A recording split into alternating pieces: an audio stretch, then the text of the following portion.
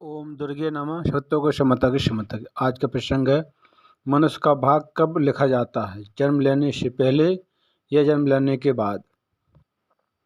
बहुत सुंदर प्रसंग है।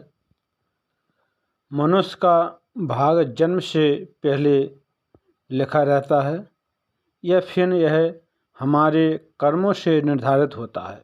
भाग हमेशा से एक चर्चा का विषय बना रहता है। बहुत से लोग मानते हैं कि हमारा भाग जन्म से पहले निर्धारित हो जाता है।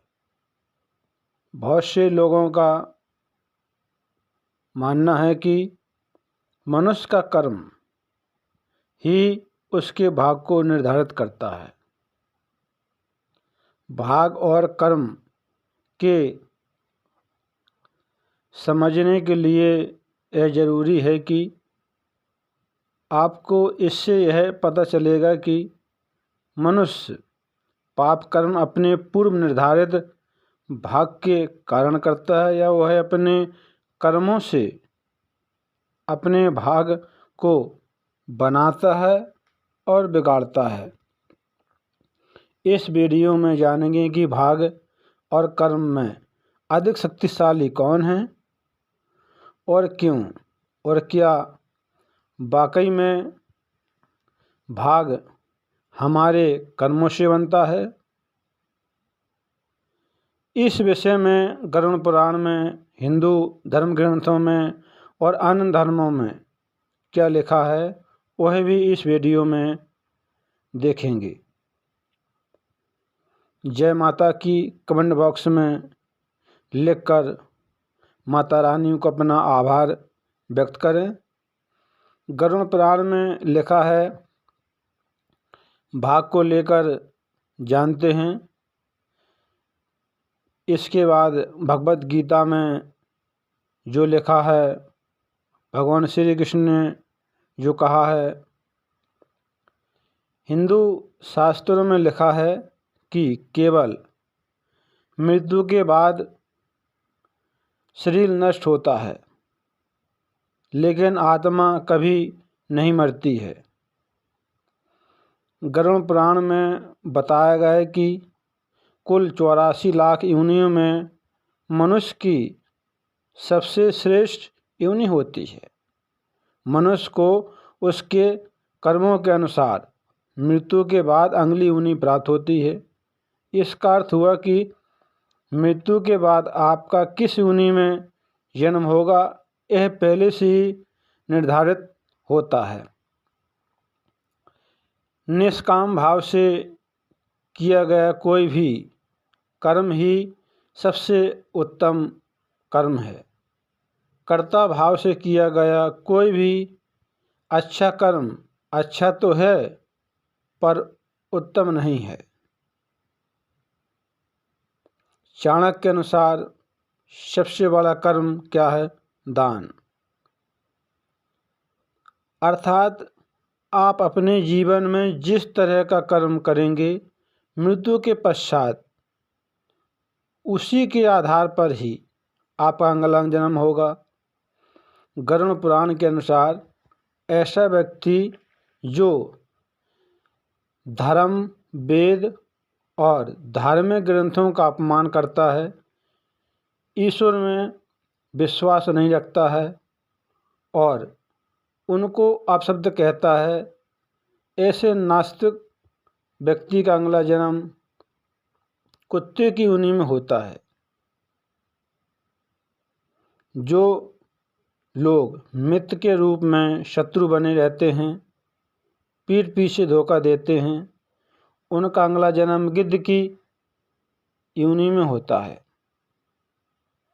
इस पृथ्वी पर अर्थात गरुड़ पुराण के अनुसार मनुष्य के द्वारा इस जीवन में किए गए कर्म, उस आधार पर उसका अगला जीवन और उस नए जीवन में मिलने वाले कष्ट व्यक्ति के जन्म के पहले ही निर्धारित हो जाते हैं। चाणक्य के अनुसार व्यक्ति अपने कर्म के अनुसार मृत्यु को भी प्रभावित कर सकता है।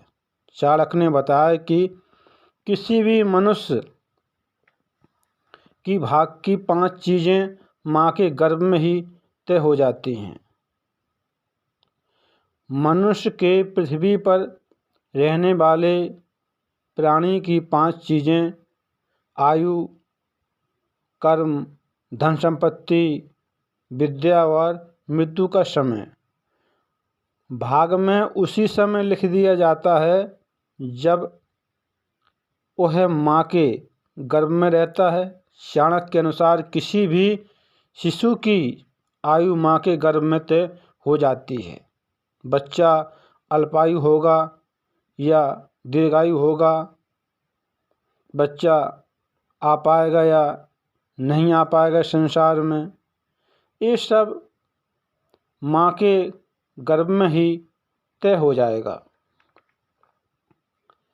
हर व्यक्ति को अपने अच्छे बुरे कर्मों का फल भोगना ही पड़ता है। ये कर्म सिर्फ वर्तमान के ही नहीं बल्कि पिछले जन्मों के होते हैं। लाखों प्रयास के बाद भी आपके अच्छे बुरे का फैसला आपके कर्मों के अनुसार होता है। माँ के पेट में ही यह निर्णय हो जाता है कि बच्चे के भाग में धन लाभ है या नहीं, बच्चा कहाँ तक पढ़ेगा, विद्या ग्रहण करके उसका उपयोग अपने जीवन में कर पाएगा या नहीं। चाणक्य के अनुसार मनुष्य के जीवन में लगभग 101 बार मृत्यु योग बनता है, जिसमें एक बार काल मृत्यु और बाकी अकाल मृत्यु होती है। अकाल मृत्यु को कर्म और भोग से बदला जा सकता है, परंतु काल मृत्यु को नहीं बदला जा सकता है।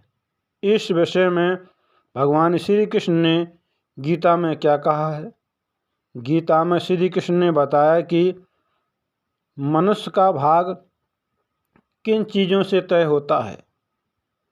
मनुष्य अपना भाग का निर्धारण स्वयं करता है। जीवन के हर कदम पर एक नई सोच, हमारा व्यवहार और हमारे कर्म ही हमारे भाग को निर्धारित करते हैं। हिंदू धर्म शास्त्रों में भगवान श्री कृष्ण की जन्म की एक कथा बताई गई है, जिसमें एक भविष्यवाणी हुई थी कंस के बारे में कि उसके भाग में, कंस के भाग में देवकी की 8वीं संतान से कंस का वध होना लिखा है। यह भविष्यवाणी सच ना हो, इसके लिए कंस ने सब कुछ किया जो वह कर सका, लेकिन अंत में कंस की मृत्यु उसके भाग के आधार पर, भाग के अनुसार देवकी के 8वें संतान भगवान श्री कृष्ण के हाथों कंस की मृत्यु हुई। कंस को अपने भाग से बचने के लिए इतना सब कुछ करने की ज़रूरत नहीं थी। उसे बस अपने कर्म सुधारने की ज़रूरत थी जो उसके अधिकार में थे। अगर वह अधर्म छोड़कर धर्म के मार्ग पर चलता तो हो सकता भगवान उसे क्षमादान दे देते, लेकिन कंस अधर्म के मार्ग पर बढ़ता गया। उन्हीं पाप कर्म के द्वारा ही खुद ही मृत्यु को प्राप्त हुआ। सनातन धर्म शास्त्रों के आधार पर और पुराणों के अनुसार केवल कंस ही नहीं, इस संसार में जन्म लेने वाले हर प्राणी का भाग जन्म लेने से पहले निश्चित होता है। कोई व्यक्ति कब जन्म लेगा, क्या करेगा और अपना पूरा जीवन कैसे व्यतीत करेगा, यह सब कुछ उसके जन्म लेने से पहले निर्धारित होता है, जिसके अनुरूप ही उसका अगला जन्म होता है। लेकिन हम सब भाग पर छोड़ दें, क्योंकि भाग कर्म से बदला जा सकता है। हिंदू धर्म में भाग को प्रारब्ध कहते हैं। प्रारब्ध का मतलब है कि हमारा वर्तमान जीवन में पिछले जीवन में संचित किए गए अच्छे कर्म या बुरे कर्मों का फल है। हिंदू पुराण कहते हैं कि हमारा भाग हमारे पिछले कर्मों से बनता है, परंतु यही भाग वर्तमान कर्मों से प्रभावित होता है। इसलिए हमको अपने कर्मों को सुधारने का प्रयास करना चाहिए और साथ में अपने भाग को स्वीकार करना चाहिए। गीता में भगवान श्री कृष्ण ने कहा है कि हमारा भाग हमारे अतीत के कर्मों का फल है। उसी तरह हम आज जो कर्म कर रहे हैं वो हमारे आने वाले कल को निर्धारित करेंगे। इसलिए हमें हमेशा अच्छे कर्म करने चाहिए ताकि हमें इसका फल भी अच्छा ही मिले। हमारा भाग केवल और केवल कर्मों के द्वारा ही बदला जा सकता है। जितने सात्विक और अच्छे कर्म करोगे भाग बदलना शुरू हो जाता है। ईश्वर में विश्वास रखते हुए कर्म करते जाएं। मनुष्य के जीवन में मनुष्य जो कर्म करता है वही उसके भाग को बनाता है। मनुष्य स्वयं ही अपने कर्मों के द्वारा अपना भाग बनाता है। मनुष्य जो कर्म करता है वही उसका भाग होता है। बाइबल के अनुसार हमारी दुनिया में हमारा भाग से बड़ी भूमिका निभाता है। बाइबल में लिखा है कि परमेश्वर अपने लोगों को उनके कर्म के अनुसार ही अपने साथ रखते हैं और उसे हर मुसीबत से बचाते हैं जो अपने कर्म पर अपने भाग से ज़्यादा विश्वास करते हैं। कर्म और भाग में सर्वश्रेष्ठ कौन है? कुछ लोग कहते हैं कि भाग ही सब कुछ होता है, कुछ लोग कहते हैं कि कर्म ही सब कुछ होता है, जबकि कुछ लोग मानते हैं कि दोनों ही सर्वश्रेष्ठ होते हैं। पुराणों के अनुसार कर्म और भाग में कर्म को ही सर्वश्रेष्ठ माना है, क्योंकि भाग पर हमारा कोई नियंत्रण नहीं होता है, परंतु कर्म पर हमारा नियंत्रण होता है। कर्म से हम सब कुछ हासिल कर सकते हैं। कर्म फल ही भाग होता है। कर्म से भाग का नियंत्रण होता है, इसलिए कर्म को ही श्रेष्ठ माना गया है। भाग और कर्म दोनों ही महत्वपूर्ण होते हैं, परंतु कर्म भाग से अधिक महत्वपूर्ण होता है, क्योंकि कर्म हमारा नियंत्रण में होता है, हमारा भाग नियंत्रण में नहीं होता है। कर्म से हम अपना भाग सुधार सकते हैं, लेकिन भाग से हम अपना कर्म नहीं सुधार सकते हैं। यदि आप कड़ी मेहनत करके सफल होते हैं तो उसके कर्म के कारण ही आप सफल होते हैं। यानी आपको कर्म करते रहना होगा, लेकिन आप सब कुछ भाग पर छोड़ देंगे तो आप कभी भी सफल नहीं हो पाएंगे। कर्म सर्वश्रेष्ठ है।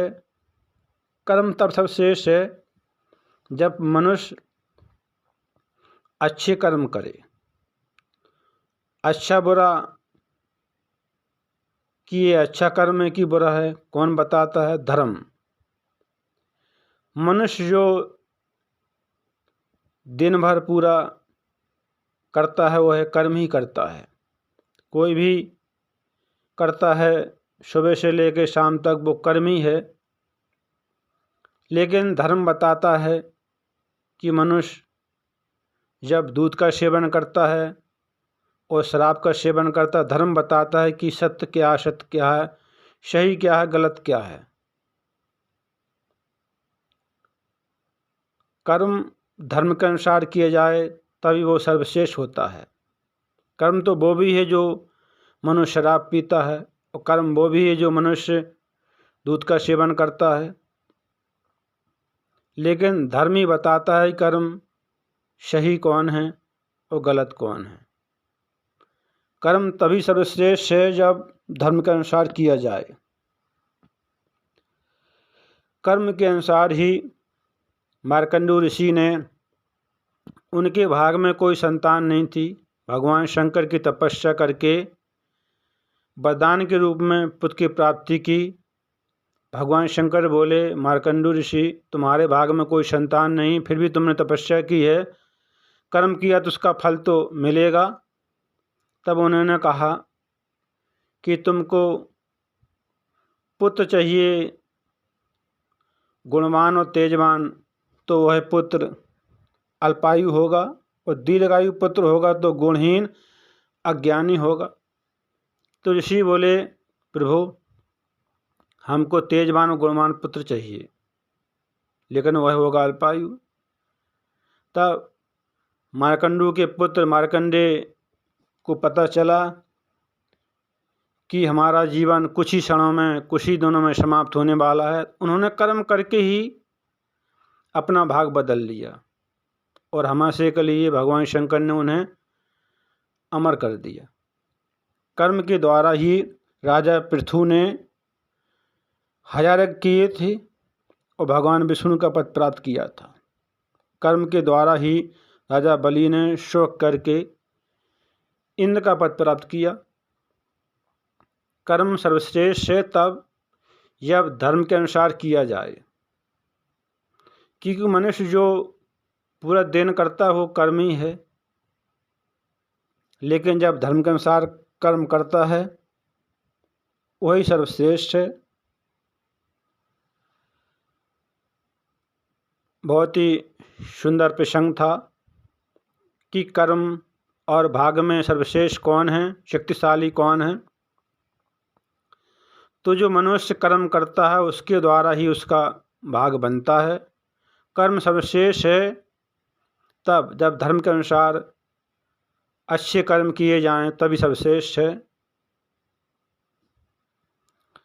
काम करते रहो, मैया का नाम जपते रहो, सेवकों को क्षमता की क्षमता की क्षमता की।